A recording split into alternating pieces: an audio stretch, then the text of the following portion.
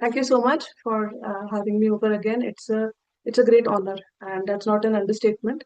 I have great admiration to Pune River Revival, to Pune Tekdi Group, to Jibit Nadi, to all of the people who are here together. I think you're actually making a dent in the entire governance system when it is very difficult to do so. I mean, I've been fortunate to view some of these processes happening in some parts of the world, and I can see the very unique and very difficult challenges, which are very specifically Indian.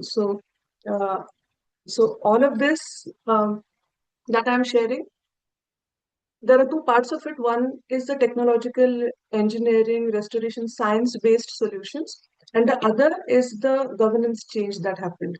And I think we are at par when it comes to the engineering solutions, the technological solutions, and also the restoration solutions to a certain degree, uh, and also community participation, which I think is a I see Indian groups being extremely intelligent, creative in their endeavors when it comes to resistance and giving alternatives. So I think no one can beat us there.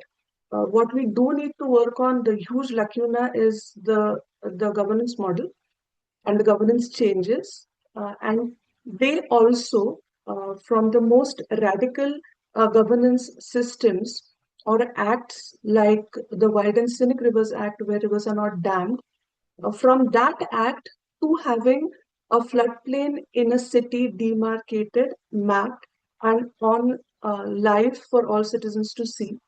All of these governance changes, I'm preaching to the choir here, but let me please indulge me this time. All of these changes have happened only and only through persistent community action. None of them have none of them have happened because the policymakers one fine day dreamt of doing something like this. So I think just like we are working on alternative plans for roads through the Tekdi, or for riverfront development, or for sewage treatment plants, or for stormwater drainage, the same applies to the governance efforts. Governance is a very messy long-term process. The changes around governance, outputs are very difficult to quantify, but they are always there. And uh, after 10 years, we see the kind of amazing changes that have come through. So we should not lose heart. And this is the only way that is going to take us there. So I will try today. Last time it was more of a I loved it. I had great interactions. But I did think that it was more of a success story sort of a thing. So this time it is not only success stories, but some very complicated stories, just so we know that there are complicated decisions around urban river restoration. And when we see a beautifully restored urban river, there might be something behind it which is not so amazing. And when we are learning lessons, it is not only the success stories, but also the challenges and the problems that have come. There are some projects which just did not get through, some projects which look beautiful, but there is some problem in their midst. So I think today we have the permission to be slightly more nuanced about how these things happen. So this is the grow zone along the River Colorado in Austin, where I'm based right now. Beautiful grow zone, a riparian zone along the river.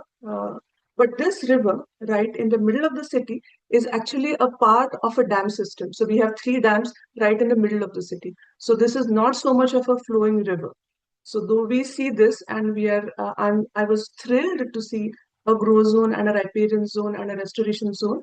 I also remembered that Pune rivers, Nashik, Godavari, uh, Delhi's Yamuna, they flow much more freely than this river. So we need to keep that in mind, though this is a grow zone. Uh, let us dive into something floodplain management, a very important part for Pune right now in this season, and for almost all the metro cities around India, just on the cusp of this monsoon, which is delayed. Uh, what you see at the right hand corner is a live image. I could have shown you right now on the website also, but this is a screen grab that I took from yesterday. This is a screen grab which shows the existing floodplain of any property in Austin, around any property in Austin. There are a number of layers which I can engage, and the flood zonation in Austin works on two basic principles. This is, I think, something important for us to take notes on. The floodplain zonation in Austin works on the floodplains, which is they have stopped calling it once in 100 years flood or once in 25 years flood because it gives a false sense of security. So they call it the 1% floodplain or the 4% floodplain. So the 4% floodplain is the blue line, and the 1% floodplain corresponds to the red line.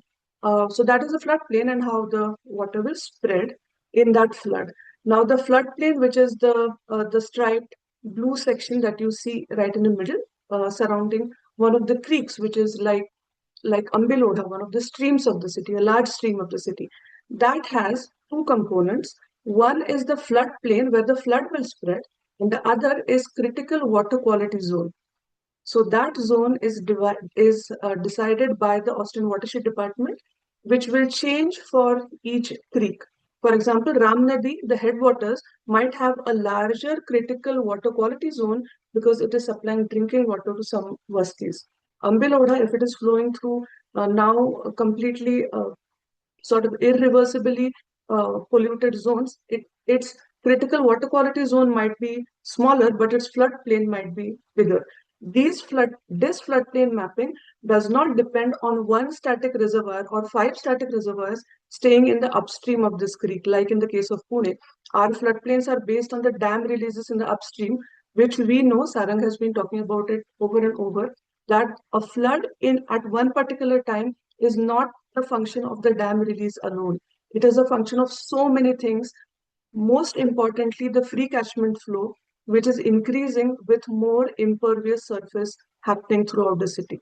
So this floodplain is so all the creeks or the streams have their separate floodplains and critical water quality zones. So assume this, that Mula Mutha will have its different floodplain at different places, not one line which is a red line or a blue line. Devnadi will have a different zone, Ambiloda will have a different zone, Laxari Nala will have a different zone, and these are done in real time. This is also rechecked every year based on the rain forecasts for that season and the development of that catchment in that year. So this is a real-time map generated every year, available for everyone for free. So if I have a building being constructed next to my place, which is infringing about the on the floodplain, I can find this out at the click of a button. And I think this is something we have to uh, lobby for. We cannot have a DP plan and blue lines and red lines which are ancient, as old as the Vedas, like in Nashik. We look at those maps and find where the red lines and blue lines are, which are already antiquated. Of course, a very basic, important regulation that only Maharashtra has in the country. So it is precious. I know how precious it is and how they want it dismantled. At the same time, there are so many ways that it can be bettered, and we need to implement the legal instrument that any flood loss in a private property, the government is actually liable for that flood loss. And more such cases being filed can possibly be one of the ways we address this. It is complicated, I agree, but I wanted to share this. When I was discussing this with the Austin Watershed Department, a very interesting officer. She was talking to me about the riparian areas, and she told me a number of things about riparian areas, that they are sponges, that they regulate flows, etc., etc. But she said something very important, which I've written in the as the last point. Every 1% increase in the soil organic matter, which is very high in the riparian zones, we know how much a concrete riverfront bank contains organic matter. Every 1% increase of this organic matter increases the soil's water holding capacity by 20,000 gallons. 1 gallon is about 3.9 liters per acre. So just see, we have natural dams. We don't need to build more dams. If we have a healthy riparian area, which we do have in so many places, which you guys know much better than me, we actually have natural flood management reservoirs all along the river. We have to communicate it in that way, which you guys are also doing. One of the very strong arguments in this case was TVR's presentation about the value of Pune's rivers. So, but we need to keep on saying this, that we have natural dams. We don't need more dams upstream. We don't need an embankment in the downstream for flood control. We just don't want you to decommission these dams as an exception. Sewage lines, I think we should come to this later, but it's an interesting case in point. Now there is a big trunk sewage line which is going to be laid also inside the Ramula confluence, and I was part of these discussions saying that we cannot move the sewage lines outside the floodplain of the river, and one of the reasons is because that's the lowest gradient of the river. Huge problems with this approach. There are huge problems. These sewage lines undergo huge hydraulic pressure in times of flooding. They break, the sewage flows out.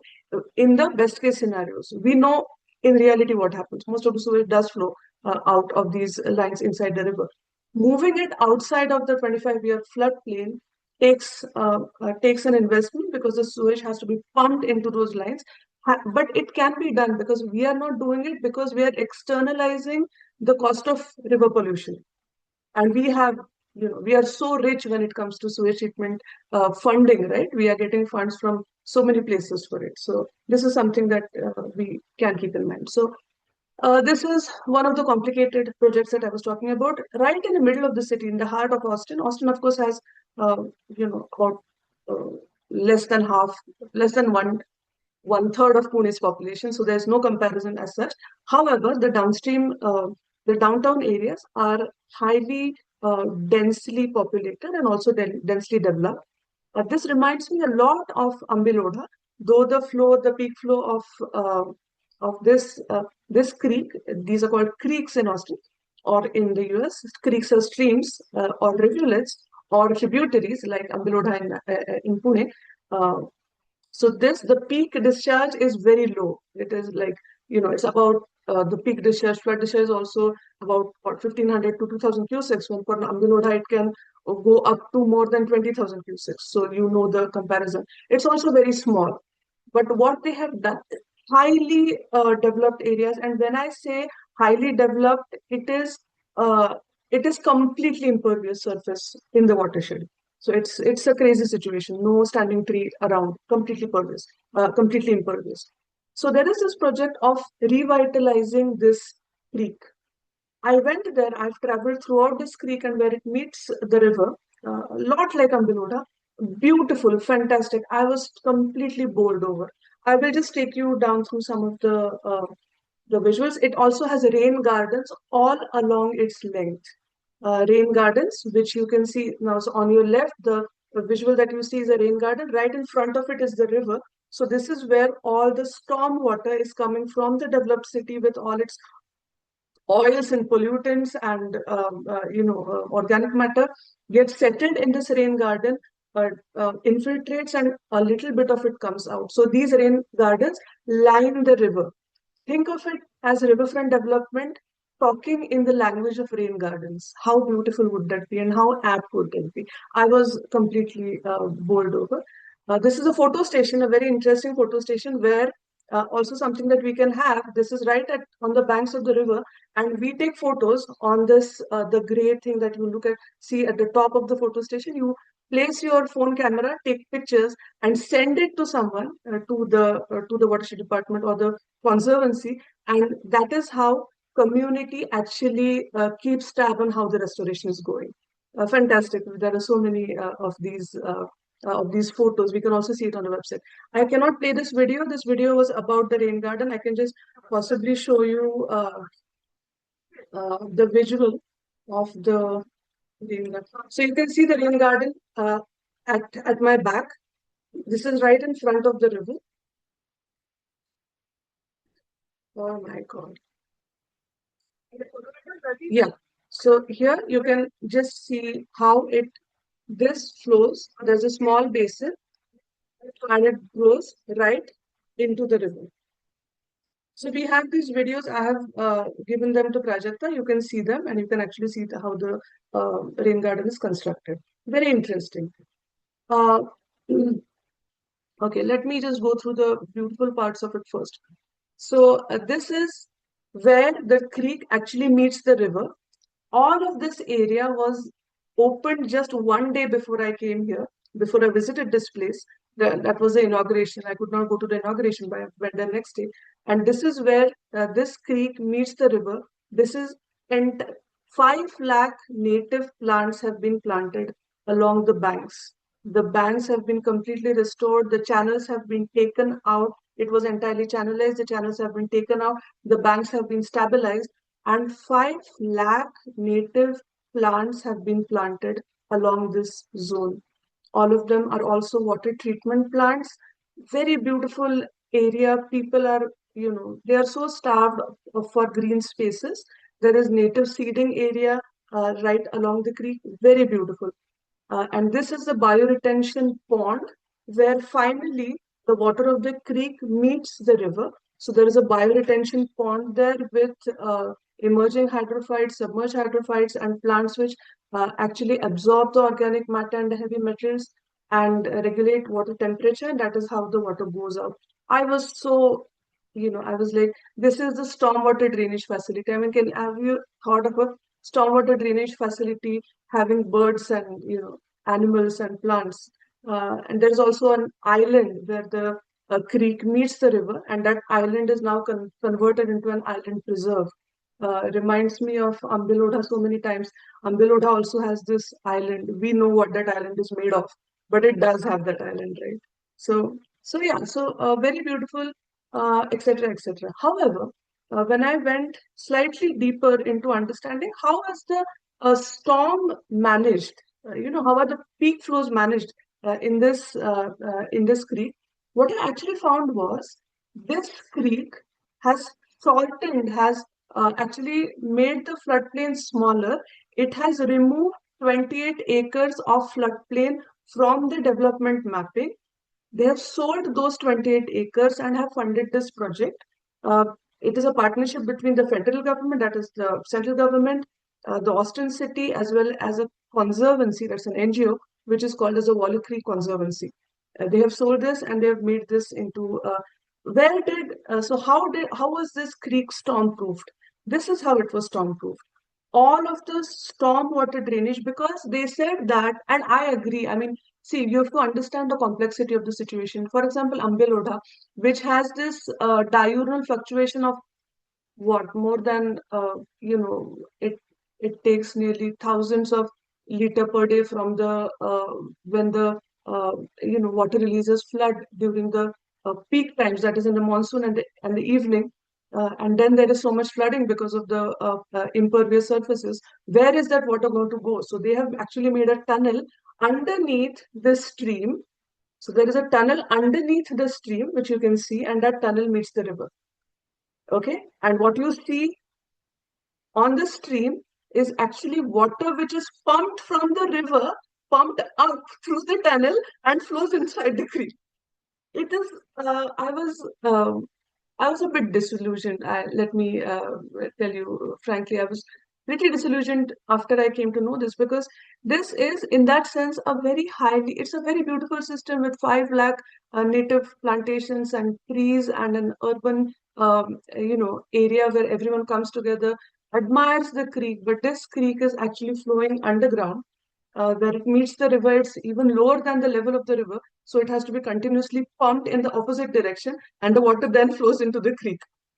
Uh, was there an option? The options are difficult here. It's like Ambiloda, completely impervious surface, with increasing storm water. Where is that water going to go? The creek cannot hold that water. So these are very difficult societal choices. But the fact that I wanted to say is what looks very beautiful and looks like, ideal case of urban restoration actually may not be so. And there are some very critical trade-offs in the process. The trade-offs are fine. The only thing is, was everyone on board when these trade-offs were made? Or where these trade-offs made only for securing the 28 acres of land, like in Pune riverfront development, where the citizens on board when the river was supposed to be channelized, when the riparian areas were cut. You can say that that was the only option they had, which doesn't hold water. Even if that was the case, were there discussions around it? Was it a thought out process? So I think a very beautiful restoration example with its complexities, which I think we need to consider when we look at any of the urban stream development projects. They may be in Munich with Isar River being restored. They might be in South Korea.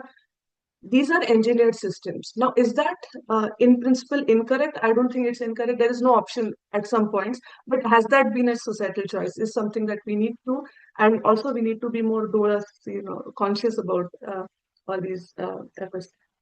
Coming to an entirely different scenario here. This is the largest river restoration or river remeandering project in the entire world. This is the Kissimmee River restoration. So for the things that Pune wants to do, or the things that the Water Resources Department wants to do in Kolhapur and Sangli, which is cutting off the meanders and making the river flow straight, why are we going to have embankments, any kind of embankments along our river? Because we want the flood water to flow fast in the downstream. We want to flush it down the toilet. River is our toilet, and embankments are our flush, and we want to just flush them out, right? Here, the same thing happened in Kissimmee, which was in a rural setting. Okay, so again, complexities. It's not like this one size fits all amazing restoration story. There are complications and complexities, but look at the overall approach and what happened. Okay, so Kissimmee it is the headwaters of the Everglades National Park system. Very important place for the American people, and a world biodiversity hotspot and a site, Everglades, which is right at the south end of Florida. This is its headwaters. So consider this as like Gangotri, okay, like Ganga, the headwaters of Ganga. Number of things were happening. There were flood damages when the river was meandering. The settlements and the farms on both sides used to get flooded. So they decided that they will channelize this section they converted 44 miles of river into 22 miles of canal. Look at it, 44 miles, 22 miles. It is cutting, the length is shortening. Also, the time is less for the river to flow down. And this was converted into, not only was it converted, I find it very interesting. Its name was changed. It was called C38 from Kissimmee River. Kissimmee in the native Indian languages means a number of things. It means a big river, it means a running river, etc., etc. It was changed into something called a C38. Everyone knows to keep away from C38, right? No one's going to go close to C38. This happened. Lot of money was spent. What was found was it's very interesting. Just in about 2 years, or even when the project was actually being completed, the fish population fell, the largemouth bass population fell by 90%. The waterfowl disappeared. The wetlands were completely dried out, the biodiversity suffered, and sedimentation increased, so that it was like this nightmare actually unfolding. This sort of nightmares have unfolded in front of our eyes so many times. But because this was an important river going into the Everglades, everyone was shocked to see what happened. And they, for this project, which took about 5 years to complete, they spent 20 years to redo that mistake and to re-meander the channel, to actually backfill the canal and to meander the river again. I went there some months back, 3 or 4 months back, because now the entire backfilling is complete and the river is completely meandering back again between two reservoirs. So it's not like a free-flowing river, but this section is completely meandering back. In the middle, that is the excuse me, that is the curve of the river. And on the banks of that curve, you can see an alligator. I made a video there. It's uploaded. I've sent it to Prajakta. Possibly it will be uploaded. And I've talked about this river. You can check it out. I was very scared because there are so many alligators there. And when I'm talking, they're just jumping into the river. But, a fantastic, and the way the river responded after being re-meandered again, it was also fantastic. Within 2 years of starting of that project, the wildlife just started. It knew its way home, and it all started coming home. And it's one of the biggest. I mean, it's great for re-meandering, etc. But it's one of the biggest conservation success stories. Also, something that really touches me in so many ways. It was very costly. $1 billion. Just imagine the amount of money they spent. More than 10 times of the money they spent to channelize the river, to re-meander it. Imagine that. More than double the time, more than 10 times the money, just to correct a mistake which we are so eager to commit, so eager at various places for flood management, for beautification, for urban amenity. We are so eager to make this mistake again. Uh, so did it help flood management? It did help flood management, but in a very different way. So the way half of this budget, now this is where the American model or the European model or the Australian model or the developed model differs entirely from India. The way they did it very easily, something which we cannot do and we should not try, is that they simply bought out the lands along the river. Because in this country, if the river floods and there is private property damage, then it's a big deal. The private owner can sue the government for whatever amount the person pleases. So that was not to happen. The private lands were not to flood. But they're going to flood. If there's a meander, the water is going to spread. Not flood as in catastrophic floods, but the water is going to spread. So the government actually bought out lands as much as it can. It's so easy to do it in places like this where land was taken away from Native Americans and now they hold the lands in such huge parcels. They don't have the small holding farmers like we do. They don't have houses here. We got lost here. I mean, it is a story. I will save it for another day, but it's a big story. So there are big parcels and they just bought out those parcels. And right now, when the river floods, the floods very gently spread across the landscape. And for some people who did not sell out their lands, what they did is something very interesting, an intersection between the remeandering and technical things that they did with governance models, which is conservation easements. The farmers own that land, which is possibly occasionally going to flood. They own that land. They farm there, they allow their cattle to graze there, but when it gets flooded, they get a one-time conservation easement amount from the government.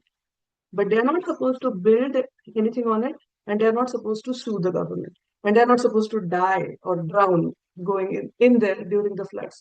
But this conservation easement process is so, I would say beautiful, I would not, but it is beautiful. It's amazing because you have flood protection, you give something to the farmer, and you also have ecological goods and services. You also have your extremely rich fisheries and your wildfowl and your animals grazing around, and your biodiversity indices, which are shooting up the roof right now for this.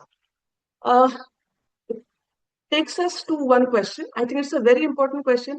I think we should have a session from some fluvial geomorphologist or a river expert about how do rivers function? What is a river? One of the questions, why do rivers meander? What are meanders? Why are they important? And this is a very important question, especially in these days when we are intent on cutting all the meanders and straightening rivers. Why do rivers meander? Why do they turn? They turn because uh, there is a uh, there is a flow of water through a channel.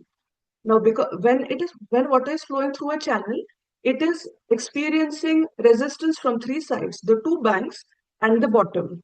So the speed of water at those places, which is the two banks and the bottom, is lower than the speed of water in the middle layer. That forms a sort of a corkscrew motion, creates a corkscrew motion in which the corkscrew, which is a sort of a bhaura, starts eating the bank at the outside and depositing it on the inside. So you have point bars on the inside of the bend, and you have a pool and an erosion on the outside of the bend. So there are riffles on the inside, pools on the outside of the bend. These riffles and pools are the fundamental of life of the river. So, and also because of the river meanders, the flow slows. Look at the length of the meander. You can actually find the river length by just knowing the length of between two meanders. You can actually find the river length. It's a very beautiful kind of math. I hate math, but this is one sort of math I just totally love. You can do that magical calculation. So in Krishna, in Sangli and Kolhapur, what will happen if we accept the government's recommendation of taking away these meanders, straightening this line? What will happen? The first most important thing will happen is river is river is like a toddler. It has energy. It has so much energy. If you don't make your toddler or your pet or your partner play the whole day, he's going to eat your head at night. We all know that. That energy has to go somewhere. If the river is flowing south at a high speed, that energy has to get dissipated somewhere downstream. If you do it at Kolhapur downstream will flood so badly, Almaty will get flooded with sand and silt, and that backwater effect will again eat Kolhapur and Sangli. Is that what we want to do? This is what happens with river illiteracy, and I think nowhere is river illiteracy more evident than in water resources engineers. They are great in their own technological aspects, and they are such illiterates when it comes to functioning of a river and what does a river mean and what will happen if what they want to do is done. What are going to be the side effects? No clue. Anyway, um, this is a different. I think we went through it a bit last time. Again, a part of conservation easements where we have number of lands which are protected as water quality zones. They are funded by Austin voters. They are funded by citizens like you and me. Can we have something like that for Pune Tekadi? Pune Tekadi is an extremely important recharge area. It also has extremely high soil organic content. It can hold water. It can recharge groundwater. It is an important amenity. It is a small dam of water right in the middle of the city.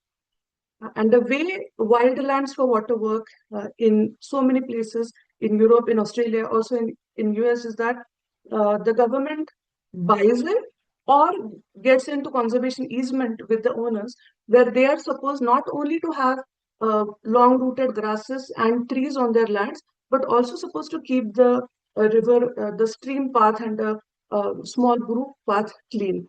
And we can all go there. I'm a volunteer. I go there to clean, and it's a wonderful gathering of people. We have already heard of the New York system. This sort of system exists in New York, in Seattle, in many parts of California, where the parts upstream from the dams are given conservation easements. The people are actually being paid out to conserve their forests, and we need it badly. We know in Konkan, in so many parts of Pune, most of the forest lands are actually private ownership. I mean, I'll be extremely happy if the deemed forest thing which Jeevit Nadi and PRR is pushing for so valiantly. If that gets through, it will be wonderful. In the meantime, we have private forests. How do we deal with private forests? What are private forests? They hold the mountains. They don't allow landslides to happen that easily. They hold water. They control water quality. They provide habitat. They are banks. They are mutual funds with amazing returns and benefits consistently. We need to invest in them. I mean, why can we not invest in a system which will give us, our future generations, and people around us a good quality of water in the coming days? So conservation easements is something which really needs to be discussed. Of course, Indian scenario is difficult. It's not as easy as not as, I won't say easy, but not as single led as in some of the other countries. But this is something we need to uh, uh, explore. This is again a very interesting thing. I know many of the people will not like this, but I have to state this looking at the complexity and the strangeness of this. San Marcos is a spring-fed river, right? We have so many spring-fed rivers. Godavari, that beautiful river, it actually emerges from a spring. We have so many rivers in Maharashtra and in India which emerge from springs, like Hiranyakeshi, beautiful. And the pools are sacred; they are an important, public resource. What happens when these springs, and I think of Shailendra Patel, who has spent half of his life protecting that one small spring in Pune, in Baudhan. That spring which finds its mention not in any development map, not in any decisions being taken, not in the groundwater authority, which is one of the most hopeless authorities, institutional things in Maharashtra right now. Uh, So we have these emerging springs, we have rivers emerging from them. What do we do with of those springs if the development plan is not even going to mention them or protect them? So what San Marcos River Foundation did, because they can do it in the US, not something I advocate, but something we possibly have to think of at some point or the other. I was also thinking about this around the Ramula conference. We have so many NGOs. The San Marcos River Foundation actually contributed money from all around the city and they bought that land. Now, I know we would be uncomfortable with it, but uh, sometimes this is something that can be explored. Uh, so this land does not belong to an entity, but it becomes a public trust which functions with its own laws and bylaws. But that part is protected. Sometimes we do have to think that what can be done, right? Um, this is a San Marcos River, a spring-fed river, beautiful river. This river, because it is groundwater fed, has groundwater diversity. Can you believe that? It has diversity based on groundwater. It has blind salamanders, which we also find in places like Hiranyakeshi. And it also has some very endemic fish called fountain darters, and it has wild grass, a wild rice, which you can see on the bottom left. And all of this is fed by groundwater. Now, because of the Endangered Species Act, the federal government said, if you cannot manage this, we are going to take over this management. So the city and this region very hastily brought out something called as a groundwater management authority, which manages the entire aquifer, a huge aquifer, more than the length and breadth of Texas actually. So, like the two Maharashtras really. And and one of the important parts of this authority is a habitat conservation plan. Okay, a bit like GSDA, and this is its landing page where you can see the groundwater levels of the important wells. Okay, this is the landing page of that authority. I will show you the landing page of GSDA. Would you even know this has to do something with our lifeline? Groundwater is the lifeline of Maharashtra, also the country, but especially Maharashtra. Anyway, this is, are we keeping on time? Sanjeev, let me know when we Yeah, are we going to have exceed. another 15 minutes, maybe another 5 minutes, and then people Okay, don't have okay, any questions now. But yeah, I think we can keep it okay, open for some questions. okay. Yes. So I'll just go on for 5 minutes. This is very interesting. I love this. It's called Billion Oysters Project. This is a project which is a rare rare and a good combination of a capitalist society and conservation. So New York has a number of oyster restaurants. Okay, आपल्याकडे जसे असतात शिपे आणि याचे restaurants, कालवं याचं खाणं. We all love it in Konkan, right? It's beautiful. I don't eat it, but I know it's very beautiful. I know the taste, though I've never eaten it. So I can just imagine it. But so this is the Billion Oysters Project because New York ate so many oysters, and the oysters are actually prolific filter feeders. So they can filter more than 100 liters of water every day, a single oyster. And we have them. We have them in Konkan, in Vashishti, so many of the west flowing rivers. Aghanashini, which is this beautiful river in Uttar Kannada, has a whole world of Kalve. Goa, actually has a festival, Tisre, so I don't know what it's called, but it's a festival of mussels which are harvested there. We turn everything into festivals, and they turn everything into projects. So that's a big difference, but I think an important distinction. So the hotel owners actually donated all the empty oysters. Those oysters are made into frameworks, and those frames are lowered into the estuary, which provide habitat, erosion control, bank stability, the flood wave control, and a beautiful habitat. These are then also repopulated by oysters, which also filter feed the water. And so yeah, I think it's just absolutely beautiful, and there are so many volunteers doing that. Look at those frames of oysters which are lowered into the rivers. Then we come to the Room for the River project. I'll go along it very fast. That is my colleague in the upper corner, Paul Wolfkamp, who's actually showing me how the maps of the rivers once looked like. Look at this river, and then we can understand why this sort of model is very difficult for India. Have you ever seen this sort of river around any city? No one there, no trees, no houses, no people, nothing. But anyway, uh, but it has not only happened in rural areas, it has happened also next to a very crowded urban area called Nijmegen. It's a small city, and they have actually lowered the polder. So the Dutch were the Adya dam builders of the world, right? After Indra, it was the Dutch who, sort of managed water so well. So they actually built dikes and polders and dams because most of their country is below the sea level. But they realized that with increasing extreme weather events, they can't keep on increasing the height of the embankments.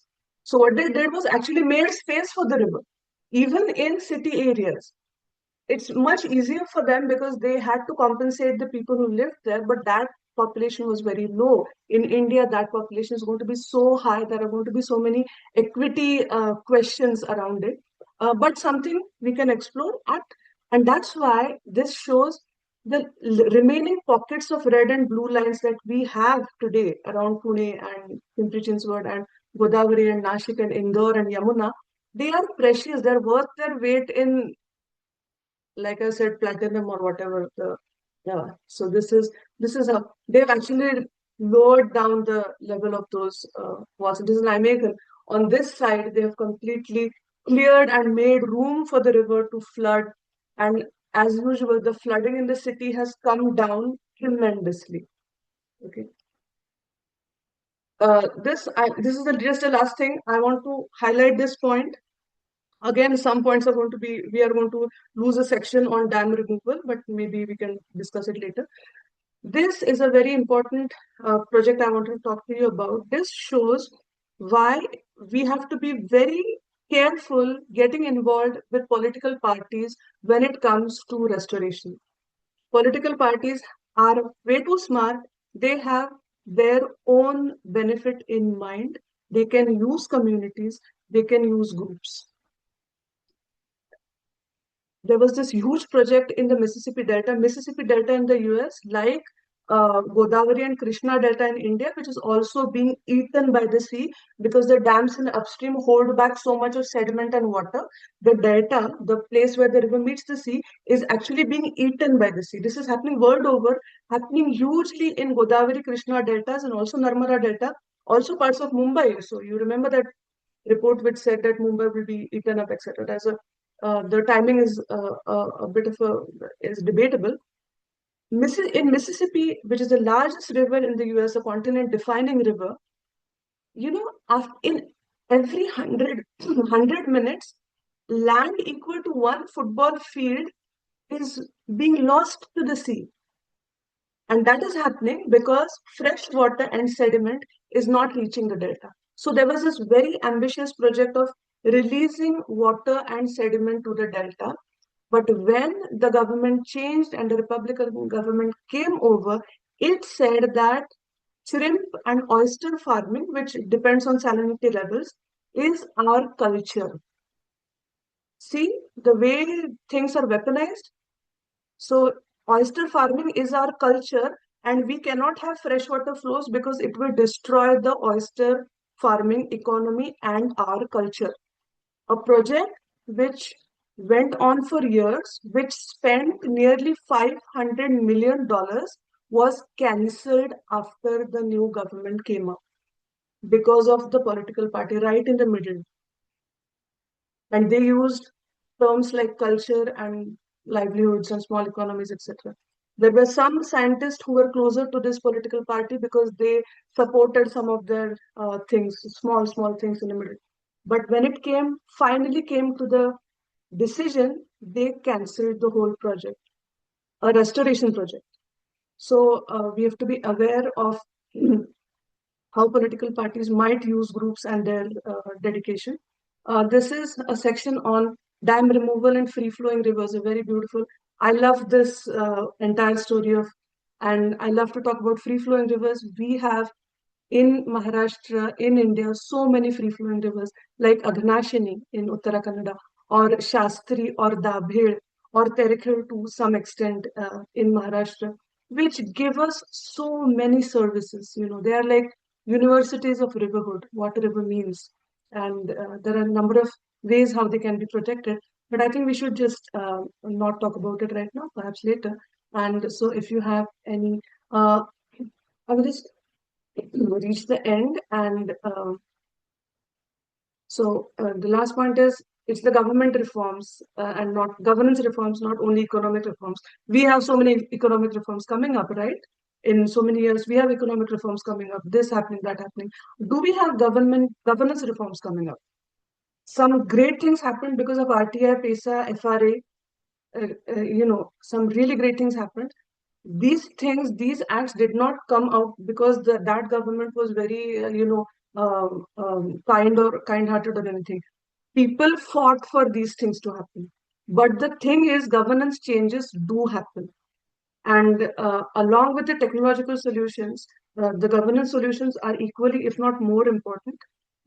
Engineering is usually the easier part, and primarily around the world, it is more of a governance and political problem than a solution based problem. So that's it. I will end by my favorite thing that if it is doing good to the tree, to the pool, to the fish, then it is a good project. Then it's a good thing. You can take it for your life also. If it nourishes your tree, your still pool, and your fast creativity, then it's a good thing. Zhad doha masa. And yeah, that's about it. So we can go on to questions. Thanks. Yeah, Parit. This is amazing stories which we hear, and I wish all this is heard by various stakeholders in the country, especially when you mentioned about GST and all. We are actually now in talks with GST also to waken them up and look at doing their jobs. So some breakthroughs have been happening when we are getting all these various stakeholders, especially in the administration part. So hopefully, some of the stories we can relate to them, convey to them. I think one thing which struck me is when you said that the restoration cost took almost 5 times or something of the actual riverfront, the project which they did around 30 years back. I think one of the stories was that when the restoration cost was a lot. I don't know whether our government is listening to that and thinking that it's a good idea. Like 50 years down the line, economy is going to improve because we'll remove all these riverfronts and we'll start doing restoration because Pune is very well known for doing a lot of doing rework. Whether it's Yeah, yeah. flyovers, whether it is yeah. So hopefully that is not considered. But yes, yeah. Mm, Yeah, mm. Shailajata has a question. There are a lot of other people also who are there today who have Shailaja joined. Tai, Yeah, good to and see you. Shailajata, yeah. Yes. Sushma Date, Hi, Ranjit Rani, Sahili Datar, yes. Shailajata, yes. You can. Yeah, before Parineeta, that, there may was I a take question from Reshma. She uh, has asked that if we had to focus on the reformation, I think she meant, okay, I don't know what reformations or restoration or governance reformation. which data parameters so we need to focus on. As you know, the data PCMC or PSMC has either tampered or incorrect. So if we have to build our own analysis and build a solution around it, how do we gather the data to go ahead? I think she talks about governance reformation over there. Yeah. Yeah, I think what Jeevit Nadi is doing right now through, or PRR is doing right now through some of your projects, like what you did with the urban island effect, is precisely that. Uh, I think what Jeevit Nadi has been doing, or all our partner groups have been doing to get it published into studies, to send reports about it. But basically, citizen science is interesting in so many ways, not only because it develops data, because see, data is a problematic thing. You have data, right? You have zero dissolved oxygen in most stretches in the river. What are you going to do with that data? It's not that MPCB doesn't know that data, even if they keep on faking river stretches data over and over again. But I think the problem is more than that. It's not a data problem, it's the governance problem. They know what is happening. If they are faking data, they have data. So the only thing that can be, a counter answer to that is for citizens to keep pushing out and putting out their own data. And at this place, I think it's the scientists have a huge role to play. Scientists have in India, when it comes to landslides, floods, climate change, science, and I'm not talking about all the scientists. I have some very good scientist friends who are doing great work, but I'm talking about the community as a whole. They are not interested in doing real-time studies because of obvious reasons, right? But I think it's also important for, we have institutions like IITM and IMD in Pune. IITM built a hostel which had encroached upon a river, and an IITM or an IMD scientist had actually drowned in that river when it flooded. So I think it's very important that we keep pushing. And what PRR did with TVR and him actually presenting it, that was fantastic. It was a brilliant step in that way. I think in the same way, if we are able to involve more and more scientists to talk about our cause, that will be really great. I don't want to offend anyone, but I do want to say that rather than involving political figures, which do come with their own, benefits, I absolutely agree that. I think it's very important to involve high-ranking scientists in most of our work and highlight them, platform them in the answers. Thanks. Shreya, So you let yeah, I think ताई she, yeah. I just wanted to ask की तू किसिमी रिव्हरचं photo एक एम्बॅकमेंट म्हणजे तिला हे दाखवलं तिथे आतमध्ये खालच्या एजला where the soil and water why the river is streamlined in a single line take us a minute. Let me just go back. Can you? I'm still sharing, right? I will या just something Yes, happened. yes. Uh, is this the photo yes you're talking correct about? No no no when the restoration is going on probably it Yeah. is for the another river I think this is the one, the center one. It looks like a Uh, streamlining of the river. no, it's not. It was a very sharp meander of the river. It was, Okay, but okay. see, but no, I will not be surprised, because all of these meanders, they are, see, the river has not taken back its original meanders. It has been actually re-meandered again. So all of the river that you see, it is a re-engineered river. So definitely it is not going to be, it's going to take time to get back to its natural nature completely. And in the meantime, it, I mean, it is definitely an engineered river. Even restoration, it's an engineered restoration at the end of the day. So yes. From Apurva, she has asked, can you please suggest some quick reads and powerful resources to understand biodiversity of rivers in South India? In South India, biodiversity of rivers in South India. The biggest resource that I can offhand tell you. We can share these things later over email, or I can share it with PRR. The biggest resource is IISC, Center for Ecological Sciences, and TVR's group, Dr. TV Ramchandran's group.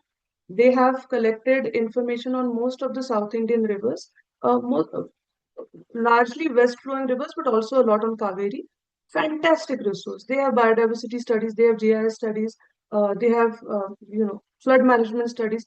Very interestingly, they have livelihood studies. I did want to go into that. So Aghanashini is a free-flowing river. They actually did a comparative study between the economic benefits of a free-flowing river versus a dammed river, which is Sharavati, which is just next to Aghanashini. And they found some very interesting things of how the economics of a free-flowing river is concentrated to the river, while the economics of a dammed river moves away from the river. It goes to the urban centers like Bangalore. Something similar is happening in the US. Uh, just give me 1 second, because I think it's an interesting discussion, and possibly sometime we will go through it. So this is a national river this river is called Buffalo. This is around a 300 kilometers long river, entirely dam free. This is United States' first national river, so first protected river. It provides so much of employment in tourism, but that employment is still less if you compare it to a dammed counterpart. But for the dammed counterpart, the benefits are moving to faraway urban areas. And in here, the allied benefits of this river, which is flood regulation, biodiversity, tourism, and the happiness people get looking at a free river, some of them cannot be quantified and some of them are not quantified. And similar studies have happened in India. I think the ISC Center for Ecological Sciences uh, repository is really fantastic. You should look at it.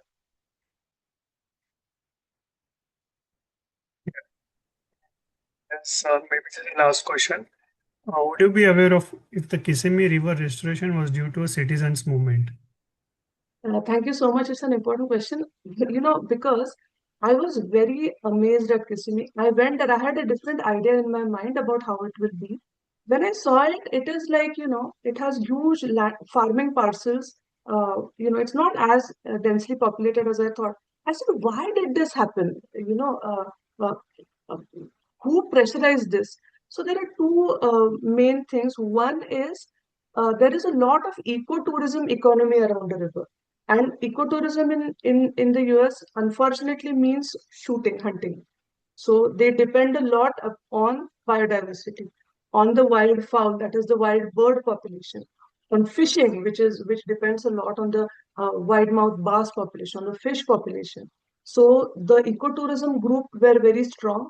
The farmers and ranchers groups were very strong. And the other group which was very strong was the Abudan Society. Abudan Society is a bit like Ecological Society in Pune. So, like Ecological Society raises important questions about river restoration, the Abudan Society, which is spread throughout the US, raised this issue based on the impact on the Everglades system, which is downstream. So all of that together, and also, you have to remember it was a different time. With the Trump administration right now, anything like this, it's unthinkable. So I always think that, advocacy is as much about luck and timing as it is about persistence and hard work. So all of that has to come together. But yes, it's an interesting thing. Kaveri River. Yeah, yeah. Sure. Lot of you should look at Wasi, WASI. Look at their work on Kaveri Mahasir. Wonderful work. I can share the details later. Sure. Yeah, I think that will be helpful. Yeah. So, yeah, thanks everyone for very good questions. And it was really, again, a very mesmerizing and very amazing stories which we are. And we again hope that, all these stories are going to the right, whatever, ears other than us. And, yes, Yeah. thank you, Thank you so much. Parineeta. Thanks, Sanjeev. Yes. And I have Thanks, to congratulate PRR for the new thing that is coming, which for the 9 kilometers, there might be a new Yes, new yes, model of RFD that can yes.